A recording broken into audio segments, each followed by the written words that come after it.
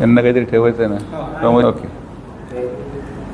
माननीय सर्वोच्च न्यायालयाच्या दिलेल्या निकालानुसार आणि माननीय निवडणूक आयोगाच्या नोटिफिकेशनच्या आधारे कुठल्याही उमेदवार ज्याला मायक्रो कंट्रोलरची तपासणी EVM मशीनची तपासणी त्या मायक्रो कंट्रोलरची करायची असेल तो उमेदवार 7 दिवसाच्या आत ती मागणी 5% पूर्ण EVMच्या संख्येचे प्रमाणात 40,000 + GST अशी रक्कम भरून ती मागणी करू शकतो.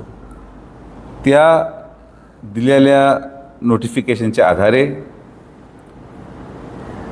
अहमदनगर लोकसभा या मतदारसंघामध्ये 40 असे EVM ज्या ठिकाणी आम्ही आमच्या कार्यकर्त्यांच्या माध्यमातून जेव्हा आम्ही बैठक घेतली, कार्यकर्ते आम्हाला भेटायला आले.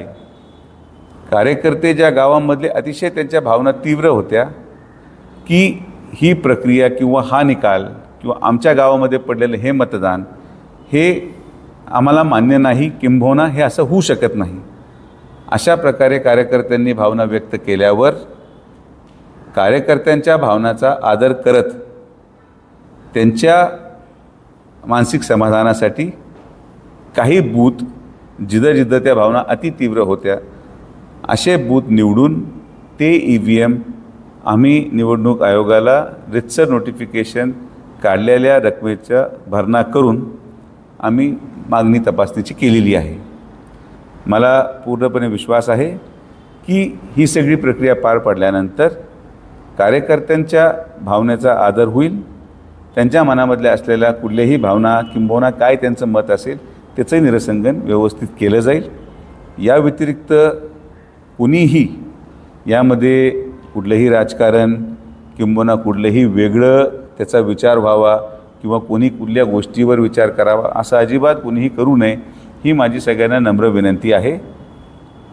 सर्वोच्च न्यायालयाचा मान ठेवत आणि निवडणूक आयोगाने दिलेल्या आपल्याला तरतुदीनुसारच आम्ही या प्रक्रियेला पुढे गेलेलो आहोत.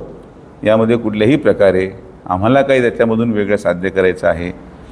जनतेने दिलेला निकाल हा आम्हाला मान्य तेव्हाही होता, आजही आहे आणि म्हणून यावर पुढं कुठल्याही प्रकारचं राजकारण होऊ नये यासाठी खरं तर ही प्रेस कॉन्फरन्स आम्ही बोलवली.